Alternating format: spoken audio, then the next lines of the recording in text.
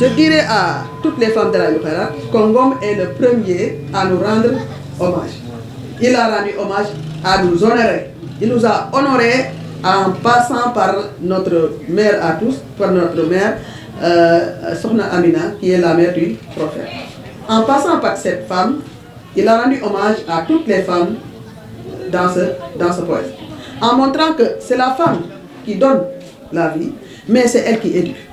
D'où notre lourde responsabilité. Comme vous l'avez dit tout à l'heure, les femmes doivent prendre conscience de leurs responsabilités. Montrer qu'elles sont, vous avez dit, source de destinée. Alors, comme on dit en Wolof, oui, source de destinée. C'est la femme qui donne la vie, mais c'est elle qui éduque. Mais le problème en est que, je l'avais dit ici, et je ne cesse de le dire, l'éducation est compliquée, complexe, dans la mesure où, pour éduquer, il faut d'abord être éduqué. Pour éduquer, il faut d'abord être éduqué. Ce que vous ne voulez pas que votre enfant fasse, il faut commencer par ne pas le faire. Parce que nous, en tant que femmes, les enfants nous regardent. Les enfants copient sur nous. Pas seulement les femmes, mais nous les parents, les enfants copient sur nous. Donc si on a des enfants, on n'a plus le droit d'avoir un certain comportement, sous peine de les influencer négativement. Donc, pour réussir notre éducation, on doit d'abord commencer par faire un grand sacrifice. C'est-à-dire commencer par nous éduquer nous-mêmes pour pouvoir éduquer notre enfant. En tout cas, aujourd'hui étant la journée mondiale la journée mondiale des femmes, franchement c'est une coïncidence extraordinaire. Alors, notre guide nous a rendu hommage. Il a montré la valeur de la femme qui a tendance à être infériorisée dans la société, mais il a montré dans ce texte que la femme est un être exceptionnel, indispensable à la société, parce que non seulement c'est elle qui donne la vie, et c'est elle qui participe à la destinée des hommes, tout simplement à travers l'éducation. Nous savons que les hommes veulent bien éduquer, mais le plus souvent ils n'ont pas le temps. C'est la femme qui éduque. D'où la grande responsabilité de la femme. Pour montrer que la femme est un être exceptionnel dans la société. Et vous l'avez dit, dans ce passage, comme vous l'avez dit, derrière dans chaque grand homme, il y a une grande dame. Alors, donc, je dis souvent que l'homme, aussi important soit-il, quelle que soit sa personnalité, il a besoin d'une femme. Alors, quelle que soit sa personnalité, si l'homme n'a pas d'épouse, sa personnalité n'est pas complète. C'est la femme qui complète l'homme. Et vice-versa. C'est l'homme aussi qui complète la femme. Il y a une sorte de complémentarité entre l'homme et la femme. Chacun a besoin de l'autre. N'est-ce pas? Donc nous remercions vivement notre guide d'avoir rendu un grand hommage aux femmes dans son livre. Ce qui montre l'importance d'ailleurs qu'il accorde à la femme. Oui. En résumé, je dirais que cet ouvrage est d'une valeur inexprimable, à mon avis. Et nous souhaitons que le Tout-Puissant bénisse ce travail. Par la grâce du prophète, paix et salut sur lui, et de son ami Mohamed Mahdi Al-Muntasar, l'auteur du poème Yataï. Oui. Maintenant, j'ai aussi fait quelques remarques concernant la forme. Oui, concernant la forme, que je vais essayer de résumer. Je me dis que pour un prochain travail, il faudra surtout aller à l'essentiel. Il faut aller à l'essentiel pour ne pas décourager le lecteur. Parce que j'ai remarqué que vous avez parlé de la préface. Je vais vous envoyer ça après par WhatsApp. Vous avez parlé de la préface, introduction, avis au lecteur, impact sur le lecteur. Alors, tout ça, vous avez pris 52 pages. Vous ne risquez pas de décourager un peu le lecteur? Page 1 jusqu'à la page 52, le lecteur doit lire introduction, préface, avis au lecteur. Je pense que tout ça, ça signifie la même chose. Ça pouvait être dit, vous auriez pu le dire, rassembler tout cela dans la préface et être bref. Parce que j'ai remarqué que vous vous êtes beaucoup répété. Ce que vous avez dit dans la préface, c'est à peu près ce que vous avez dit dans l'avis au lecteur. C'est à peu près ce que vous avez dit dans l'introduction, dans l'impact sur le lecteur. D'autant plus qu'il y a un chapitre réservé à l'impact sur le lecteur. Je pense que ce n'était pas la peine de le mettre. Oui. Donc, il faut résumer, il faut aller à l'essentiel. Essayer de résumer le maximum possible pour ne pas décourager le lecteur. Parce que si je dois lire 52 pages avant d'arriver au premier chapitre, je préfère les sauter. D'autant plus qu'actuellement, la lecture... oui, oui. Alors, je dirais aussi que... mais je pense que tout cela témoigne de votre intention de montrer quand même l'importance des écrits de notre guide. Donc, la préface, tout cela pouvait être résumé en une seule rubrique. Oui. J'ai remarqué aussi que dans... je pense que c'est une omission, ou bien c'est la saisie. Il y a des cas où vous avez mis le prophète et je n'ai pas vu paix et salut sur lui. Là aussi, je pense que c'est la saisie. Je vous conseillerais aussi, en parlant de notre guide, Elhadji Mouhamadou Moustapha Ngom, j'ai vu que dans le texte, vous parlez souvent de Ngom. C'est une appellation affectueuse. Oui, mais qui n'est pas admise dans l'écrit. Dans l'écrit, il faut écrire le nom complet. Toujours, il faut mettre Elhadji Mouhamadou Moustapha Ngom. Ou bien vous mettez notre guide, ou bien vous mettez notre, etc., etc. Ou bien vous mettez il, mais ne mettez pas Ngom, parce que si vous mettez ça, là c'est la communication orale, alors que nous sommes dans l'écrit. Oui, donc je vous conseillerais, il y a d'autres choses. Il faut aussi d'autres choses que j'ai remarquées et que je vais vous envoyer. Mais je vous conseillerais la prochaine fois de voir un éditeur. Vous savez, les éditeurs, si vous leur donnez un livre, non seulement ils lisent le livre, ils voient les imperfections, ils les corrigent. C'est vrai que c'est très cher, hein, les éditeurs, mais c'est important. Parce que c'est une sorte une forme de ticket pour valider votre ouvrage. Parce que dès l'instant que l'auditeur a déjà lu le livre, il a apporté les corrections nécessaires, alors là, le livre devient valable à jamais. N'est-ce pas? Cela permettrait d'éviter tout simplement tout cela, parce que l'éditeur, lui, il ne peut pas éditer des fautes.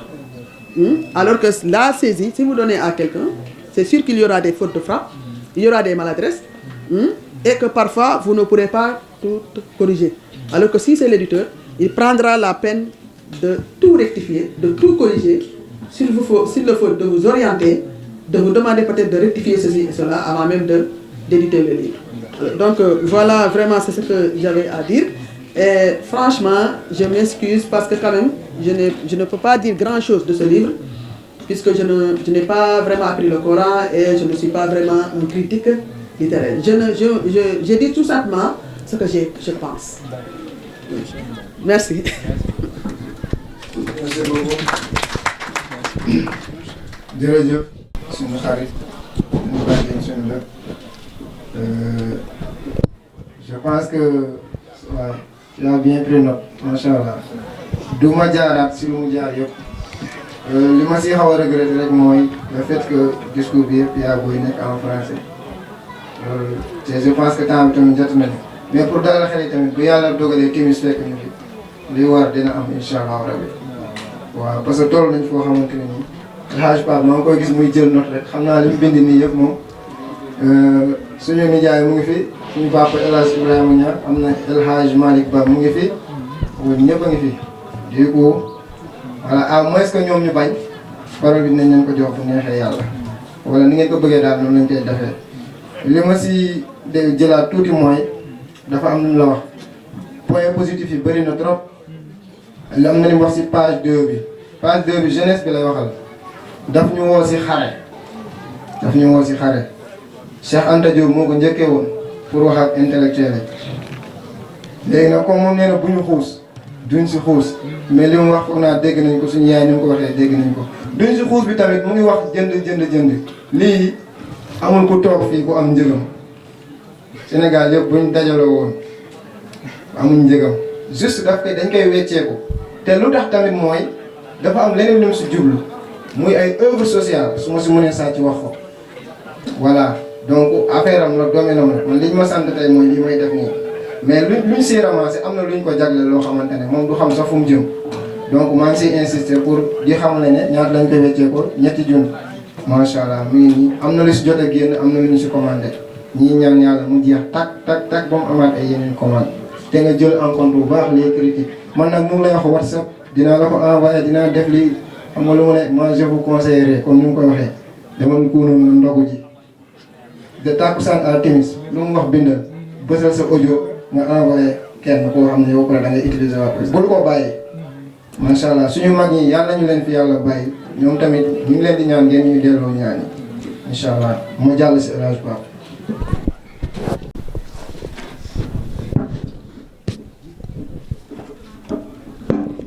bismillahi rahmaani rahim allahuma salli ala sayyidina muhammadin xayral wala rasul wa ala alihi wa sahbihi wa sallama tasliman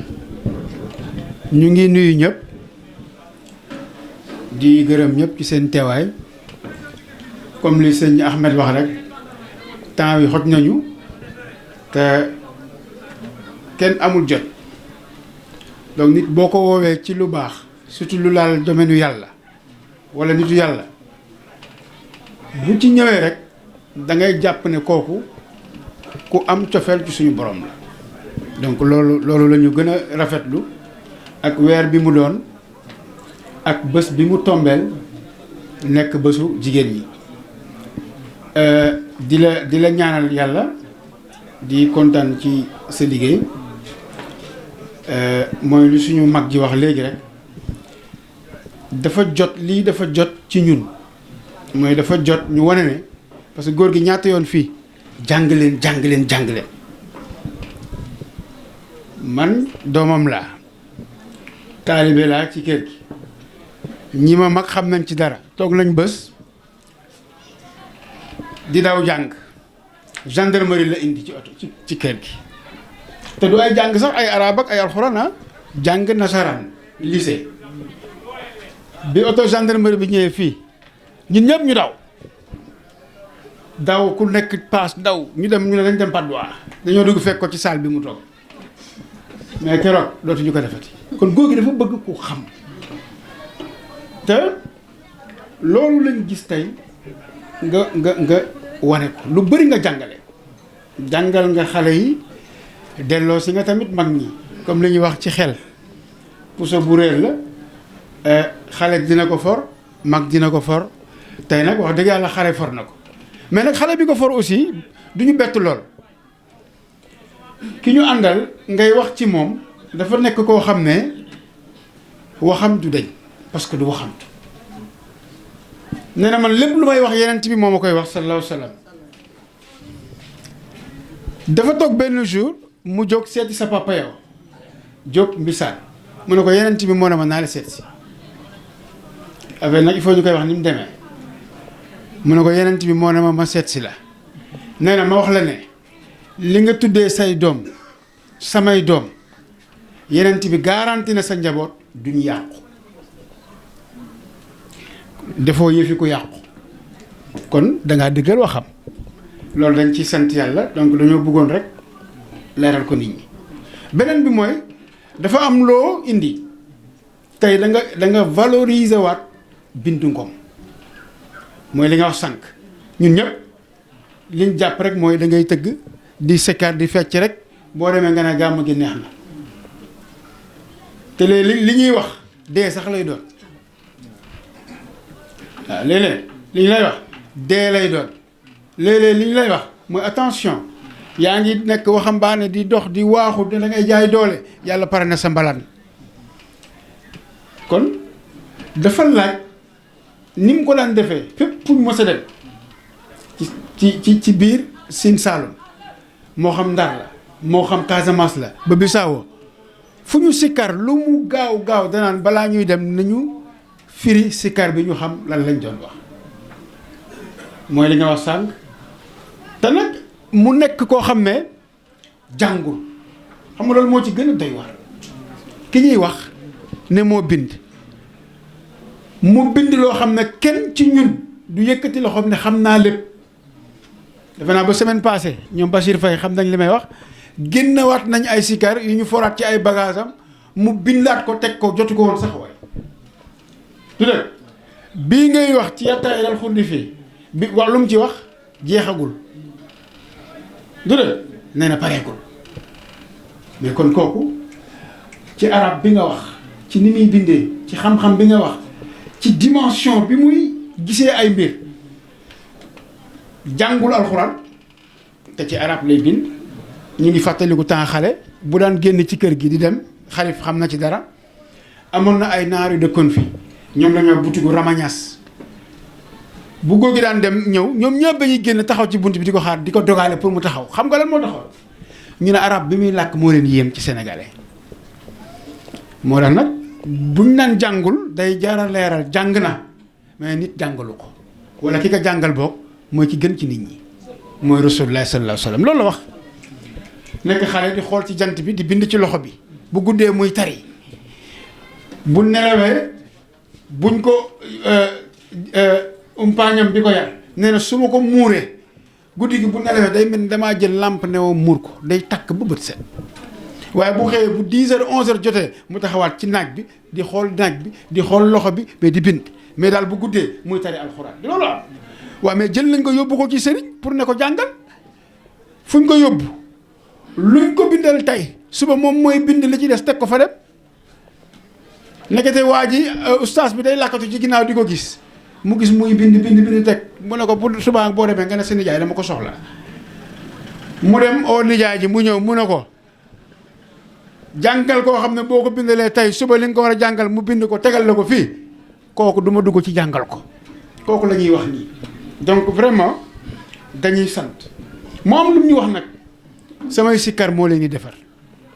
muy wax bu doy waar mais ku dégg li ñu wax fii xam ne lii mën na defar doomu aadama ku dégg li ñu wax fii xam ne lii sikkar bii amul par parloo pour jullit yi la du pour naan man murit laa man tijaan laa boo xoolee même boo xam noonu la danaan sëñ Touba Alaaji Malik Cheikh Sadibou Omar Foutiou képp ku leen compte doo dugg àjjana yàlla ku ànd ak yeneen bi pire noonu ngay mel xaj jak seen doo ko def parce que yàlla nag dafa séddale boo gisee sa may gisoo mayu keneen àndoog yàlla donc noonu la waa ji doon bindee yàlla ci boppam loolu la wax dana balaa ngeen may jaam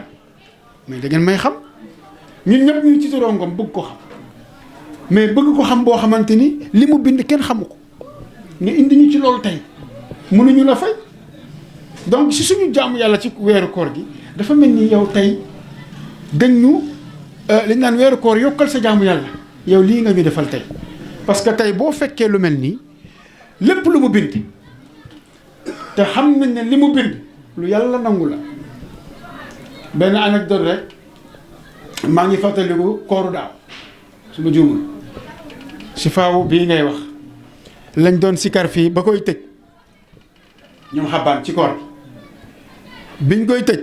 ñu ne yàlla na nañ ñaanal Sonko mu nekk président de loolu lay wax naa ko xabaan ma ne ko konga rek yow loo ñaanal sa bopp li mu nekk président la de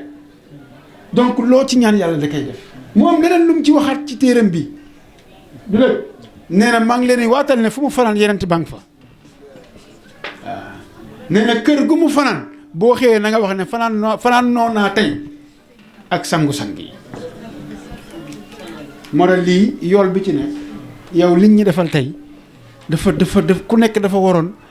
di la baatareel rek yal na la yàlla fay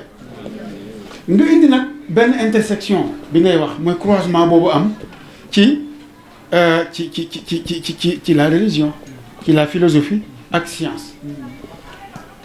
loolu nekk loo xam ne tey buñ ko indee mais Ngom ak ci yàgg dox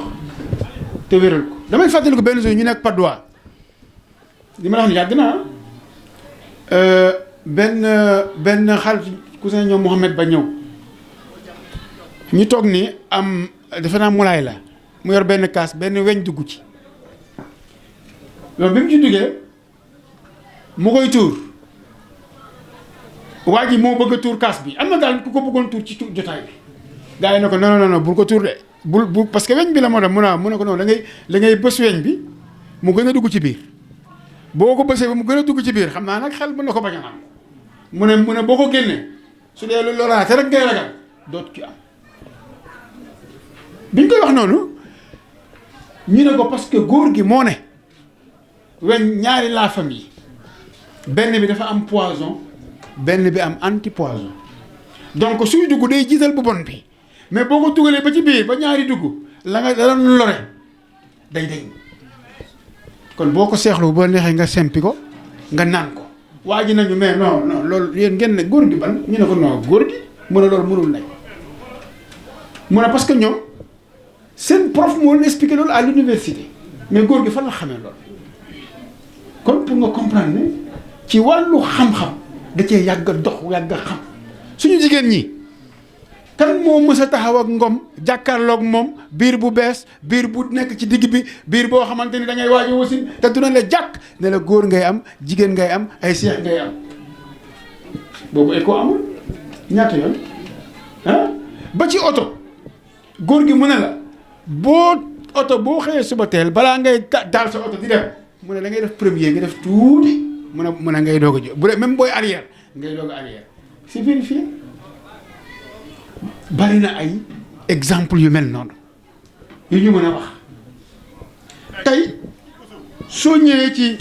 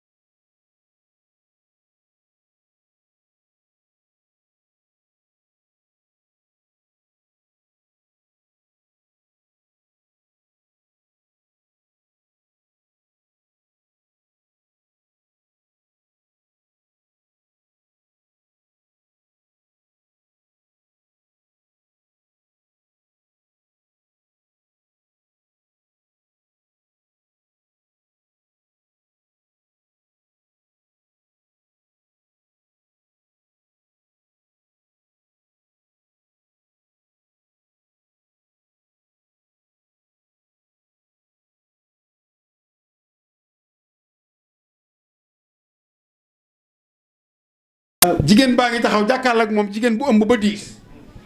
mu ne lay lay la la ku sonn toogal lay lay la la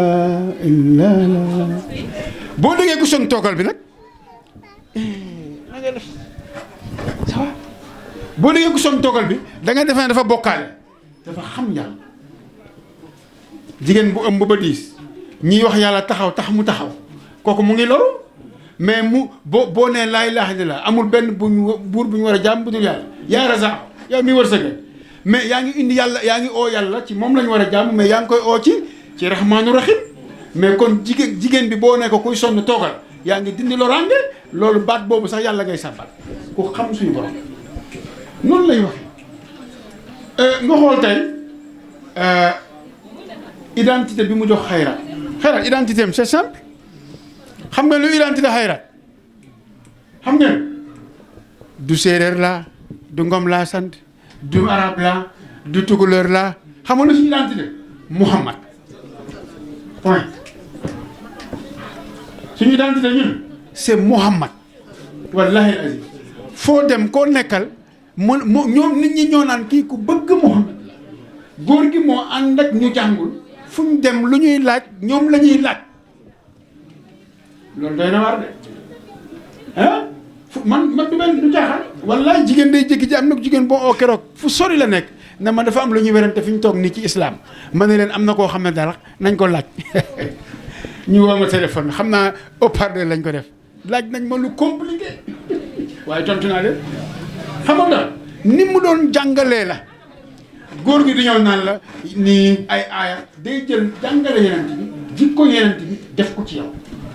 doxalin bi mu def ko ci yow tënk la ci lan ci ndigal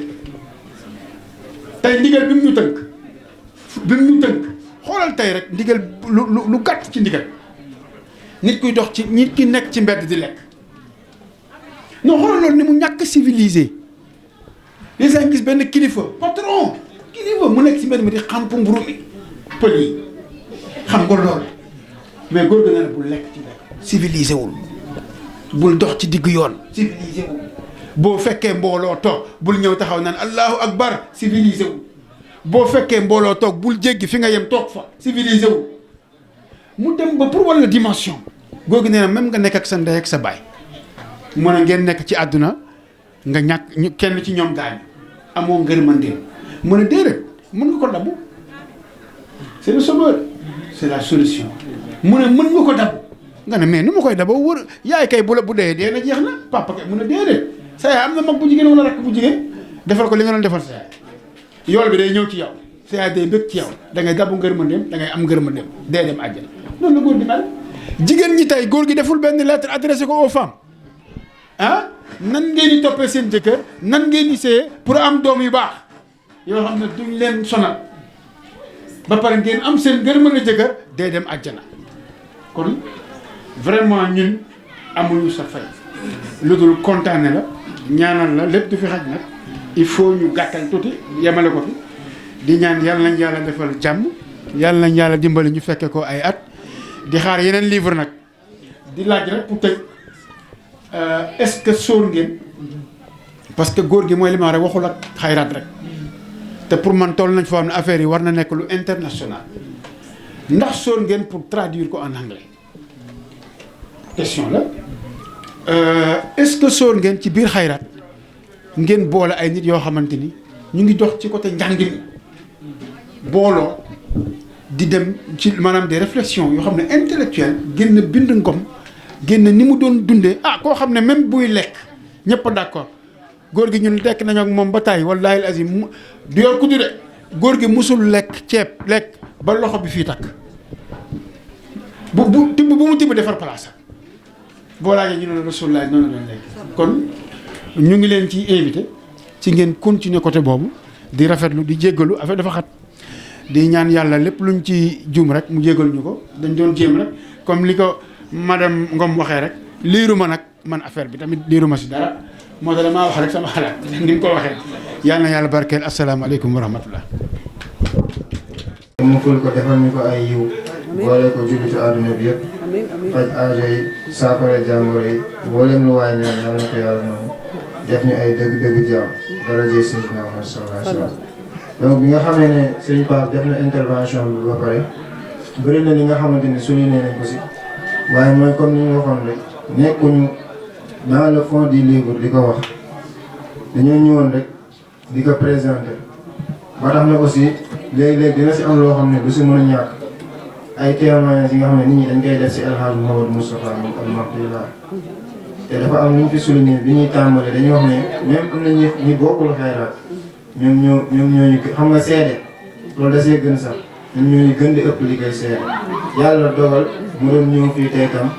daal di dund lu mel noonu si yoon bi xam naa magu xayraat yi xam nañ kan mooy Masey Ngom ñu fii Kër Massar dama demoon këram tey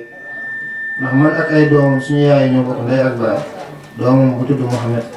moom moo doon ngeen di tey ma jaar fa ñii di waxtaan parce que bëriwul lu ñuy gisante te tuddul El Hadj am lu mu wax ak ni mu ko waxee mais si gàttal daal daf ñu ne yéen waa xayraat xaw ma ndax yéen daa mel yéen kese ko xamagul loolu la wax mu ne góor gi mosu fee jóg moom loolu la wax mu ne am na ñu jege te sori am na ñu sori te jege te góor gi dafa daan wax nee na nag yàlla na leen yàlla boole ñoom ñu bokk ci ñi sori te jege te ñun ñi jege tamit ñu ngi ñuy ñaanal du ñu jege mukk te sori. affaire picc bi aussi dafa am luñ si xam waaye nag xamuñ ndax am nañ sax ndigal nettali ko nekkul ñun ñoo ko dund directement suñu waajur la mu wér donc picc boobu dafa baax rek nit bu waxee dara soo amee loo ci wax lu koy dëggal dañ koy andi surtout suy demee nii di wax ne rek El Hadj lu ñu wax su moom rek dëgg la bu yóbboo sax nañ ñu ko naxee wante lu ñu wax su moom nañ jàpp ne dëgg la donc sans plus tarder suñu papa Malick Ba dañuy jox kàddu gi yoo xam ne nag ñu koy andi foofu baa ngi ñëw mën na jege fii si lumière bi bu ko defee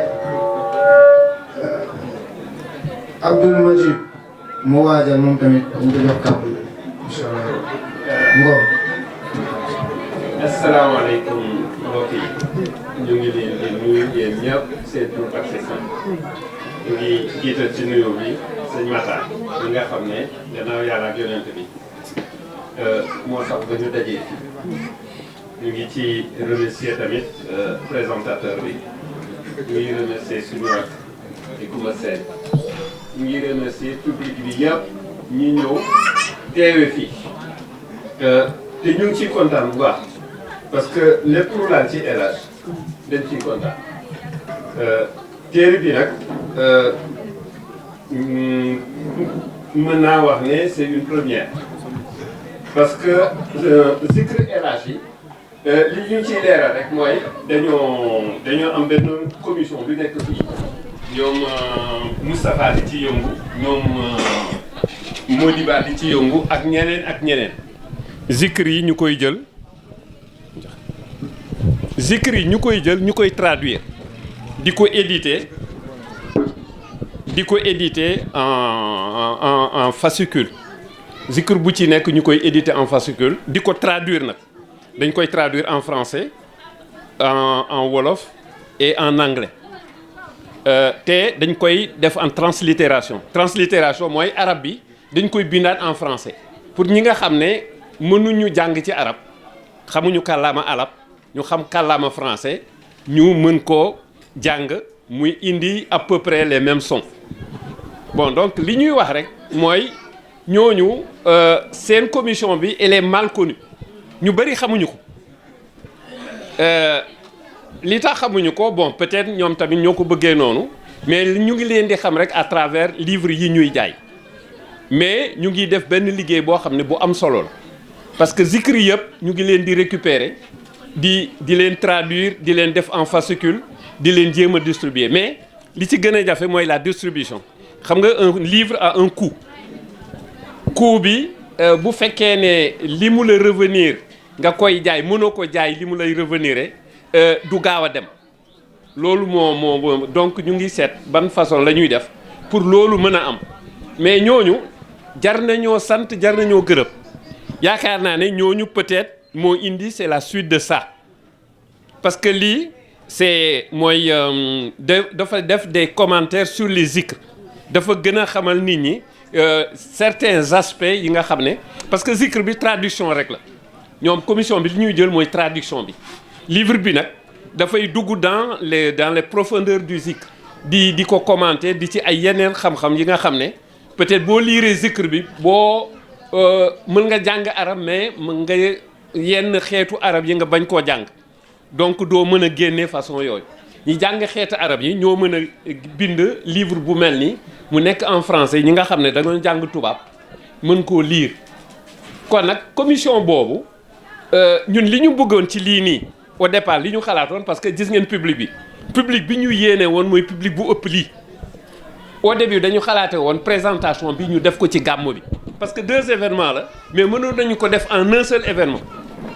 comme ça au moins ñii ñëw ci gàmmu bi mën a xam livre bi mu nekk une plus grande publicité mais yàlla moo dogalee nii gis nga léegi presque la moitié des gens qui étaient venus ils sont partis donc ça manque un peu de nu mu tuddati yéene bi ñu bëggoon ñi bari fekke ko ñi bari dégg li ñuy wax fii day dem bu fekkoon ni ci gàmmu bi la dana gën a feeñ bu baax waaw ñun nag bon jànguñu français la ñu jàng arabe dañ ciy tappale tuuti rek di jéem a lire te tamit ay yenn tradition parce que plusieurs traditions moo am tradition littérale boobu am na mais boobu du génne zikr en général tradition littérale du génne la quintessence des zikr donc zikr élargi du mot à mot du tradition mot à mot moo koy génne quintessence bi foog nga dégg bu baax arab foog nga dégg bu baax naxu foog nga dégg bu baax yenn certaines sciences arabiques pour que nga mën ko traduire même les commentaires la xam naa ne bon suñu waa ji moom tamit am na xam-xam bu baax ci affaire yooyu am na lu mu ci xam bu baax ba tax na mën na def ay commentaires ci livre bi kon nag suñu doom yooyu suñu rakk yooyu jar nañoo féliciter tout le temps parce que lii ñu bind livre yooyu war nañoo gën a vulgariser loolu war nañ ko gën a vulgariser mooy indi d'ailleurs la nuit des zikr donc ñoom liggéey bi ñu def ci suuf te ñu bari xamuñu ko ñu bari feeñaluñ ko traduction yi ñuy def ci zikr yi translittération bi jar naa xabar parce que ils travaillent dans l'ombre léeg-léeg ñu gis leen ñuy dem léeg-léeg ñuy ñëw léeg-léeg ñu génn benn recueil léeg-léeg ñu bañ a génne mais c'est mal connu donc war nañ ko vulgariser bu baax ba ñëpp xam ko livre bi nag téere bi nag du ma ci commenter lu bari parce que benn liiruma ko zikr bi rek laa xam ñu ngi koy zikr y a les fascicules yi nga xam ne jënd naa ko mais ñu ngi rafetlu le travail de Matar parce que ça amène une meilleure compréhension des zikr une compréhension xam nga y a plusieurs facettes d'une compréhension d'un aspect moom façon ni mu koy aborder ni mu koy apporter façon ni mu ko aborder ak bi muy apporter donc c'est un plus pour nous dafa ñuy gën a jàppale ci zikr yi dafa ñuy gën a dëgëral ci li ñu jàpp El Hadj nag li ci Pape wax rek bon doy na introduction bu dul loolu buñ ciy dugg day gën a sori day gën a yàgg mais ñu ngi kontaan bu baax daal ñu ngi kontaan bu baax Matar li mu indi ñu ngi koy rafetlu bu baax a baax tamit contribution bi nga ci indi rafet na c'est une contribution d'une dame de science parce que li nga wax ñi fi toog dégg nañ ko bu baax xam nañu tamit li nga wax mais ñu ngi la ciy jaajëfal ñu ngi la ciy gërëm bu baax a baax li ñu mën a wax rek ñu ngi sant ñëpp di gërëm ñëpp les gens qui travaillent dans l'ombre nag ñoom Tafa ak ñoom Sène ñoom Moustapha ak ñoom Sène ñu ngi leen di sant bu baax a baax ñu ngi leen di jaajëfal mais nañu gën a approcher pour une meilleure vulgarisation de leur travail parce que c'est un travail méconnu ay xale yu jàng lañu ñu mën a firi lañu ñu dégg alxuraan lañu ñu dégg firi lañu mais ils travaillent dans l'ombre donc c'est très mal connu ñu ngi sant ñëpp daal di leen gërëm ñu ngi sant ñëpp di leen jaajëfal yàlla fay liggéeyam bi yàlla na ci yàlla def barke yàlla na continuer mu am yeneeni livre ak yeneeni livre ak yeneen livre ba liggéey bi El Hadj bi fi bàyyi ñu ñëpp gën koo xam ñëpp gën cee joriñu allahumma salli ala abdi muhammad ثم أصلي إلى شيخنا الكاظم أنا أبتدي قولي بشكري لشيخي مختار جوب في ذلك هذا في ذلك الكتاب الذي يكتب لشيخنا الحاج محمد سبحانه maanaam man mbir mi yëg-yëg laa ci am yëg-yëg goo xamante ni yëg-yëgu dundal xam-xam ak taxawu ko te ki ko def ma xam ko bu baax mën a seere ci moom muy sëñ Maxtaar maanaam tey livre bi bu fekkoon càmbaruñ ko ci xam-xam nga jël ko moom en personne moom ni ma ko xamee mooy nit ku dëggu la xam nga nit kuy bind day am solo moom mu am nu mel nit kuy bind parce que boo xoolee yonent bi sallallahu alayhi wasallam jamono yi mu fi jógee boo xoolee islam dafa tasaaroo ci tasaaroog islam mën nga ne tasaaroon na ci alquraanam tasaaroo woon na ci ahadis yonent bi sallallahu alayhi wasallam mooy tasaaroon na ci wax yonent bi sallallahu alayhi wasallam te boo xoolee loolu mooy islam loolu la ñuy càmbaree ci islam pour mën ko defar ba loolu amee nga gis ni ci ñi ko war a taxawu ñii mel nii ñii mel ne maam ñii seen jikko normal ñee seen jikko ñàkk normal saxaaba yi si seen jàmbaar ñu am taxawaayu taxawu ko ba nose alquran ba mën ko yaxal ci anam giñ ko gisee ñun waaye boo xoolee dafa amoon problème ci wàllu ahadis yi ni mu amee woon problème mooy dangay gis koo xamante ni Samba Ndiaye gu mel ni man dëgguwut commencé sosal yent bi loolu mun nañ ci jël misaal ni bis daa jot benn nit di peñe ak buur jékki-jékki rek ak caay-caayam daw ci xelam ni yent bi de nee na peñe buur dafa baax yaa ngi gis yent bi de ne peñe buur daa baax parce que boobu bëgg na wax lu neex buur bi jaare la ko ci wax yent bi sallallahu alayhi wasallam borom xam-xam yi si lañ xool ni nit ñi dañoo wuute kenn ku ne ak sa jikko te nit ñi parfois bu ñuy riwaaya ci wax yent bi sallallahu alayhi wasallam dañ koy riwaaya seen jikko ñu ne foog ñu xool nan la ñuy fësalee benn xeetu xam-xam goo xamante ni day càmbar wax yent bi sallallahu alayhi wasallam muy mustalahul hadiis mooy lan wax yent bi sallallahu alayhi wasallam lan moo si mudallas lan moo si mawdu lan moo si saxiix lan moo si mawquuf ci noonu lañ mën a demee ba mën a xam ne lii lu wér la luñ mën a istidlaaloo war a def di ko dundee suñu diine lii wérul dañ ko war a bàyyi loolu maanaam foofu lii tax ma yegg fa mooy dama bëgg a wax ni parfois nit ki bind ci nim mel mun nga mën a doy loolu ci nim bind ci nim mel mun nga mën a doy loolu ci nim bind tey keneen mun na bind sax ci nim mel rek sans nga lire livre bi nga am ci sikki sàkk tey nit mun na bind nag ci nim mel doo ci sikki sàkk man boo xoolee la première ba mu tàmbalee livre bi mu yónnee ma ko lire naa ko mooy bidaayatul kitaab ba ma ko liiree yàlla xam na ni sama yaqiin xam naa ne du ci sos du ci rax du ci def tadlis mais ni ma ko xamee man waaw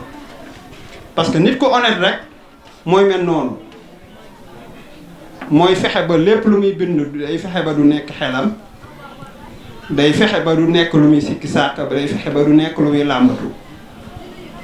day fexe ba lépp lu muy bind mu wéral ko ne lii xam-xam la mu jël loolu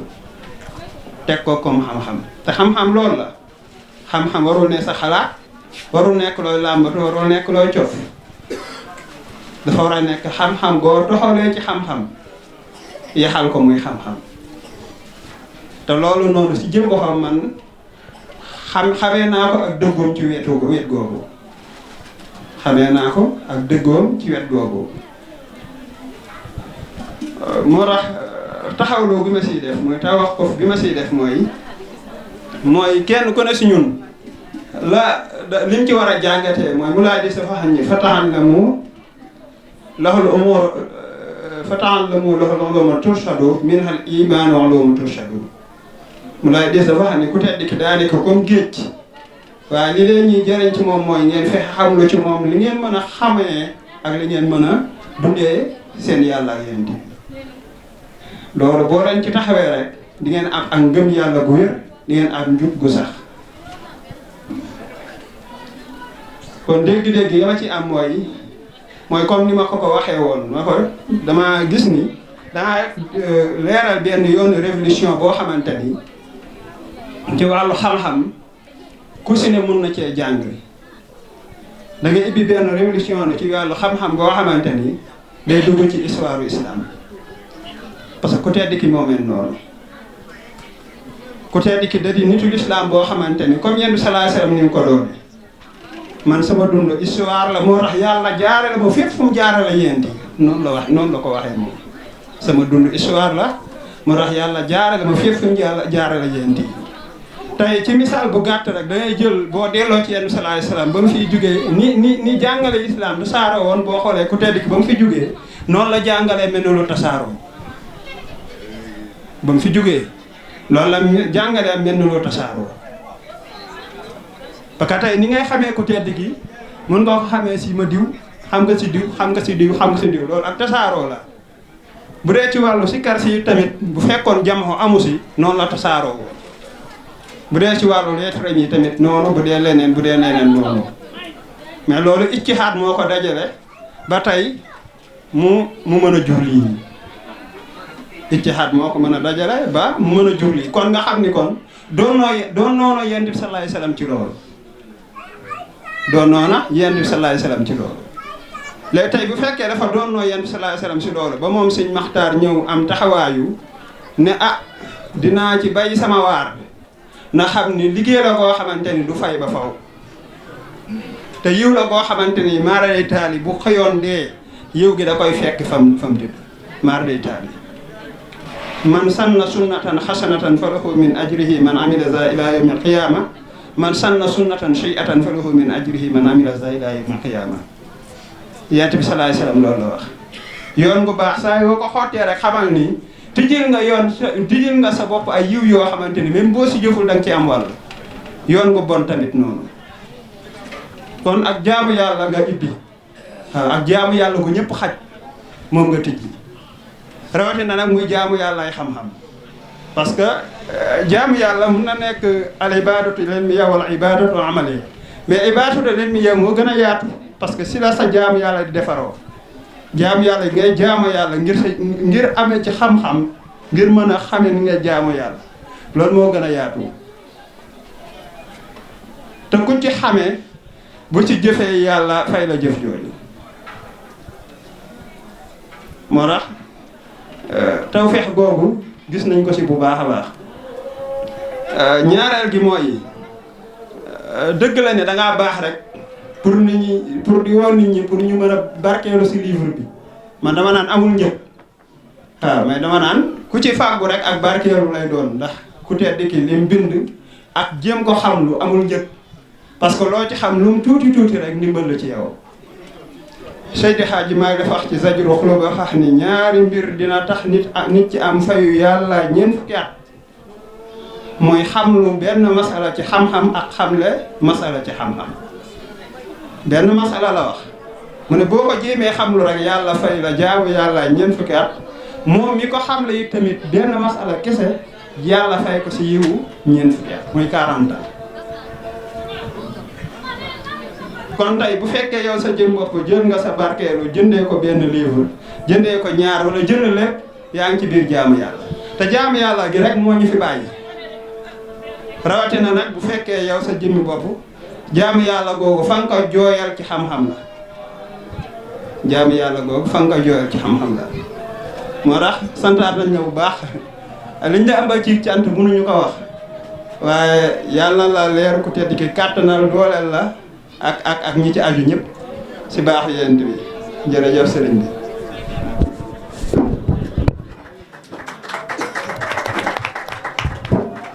ko xel bu baax waaye nag mënul woon ñàkk parce que du ñay littéraire dañ doon jéem rek suñu kéem kànta moo tax ñu doxalee ko nii remarque yi yëpp jël nañ ko te dinañ ko bàyyi xel incha allah te dinañ bés buñ taxawaatee pour bind beneen ni nga ko waxee noonu lañ koy defee. di remercier aussi suñu waajur yi nga xamante ne ñoo fi nekk intervention yi def aussi lépp luñ fi wax daal nañ xam ne ñun bàyyi nañ ko xel. waaw nañ xam ne ñun bàyyi nañ ko xel te liñ ñu recommandé aussi pour ñu traduire ko ci yeneen langue gannaaw rectification yi nga wax buñ ko ci defee incha allah dinañ dem ci liggéey boobu. comme xam nañ ne guddi na te temps bi mateetu ko nañ ñaanalante rek te yëkkati jotaay bi sëriñ bi.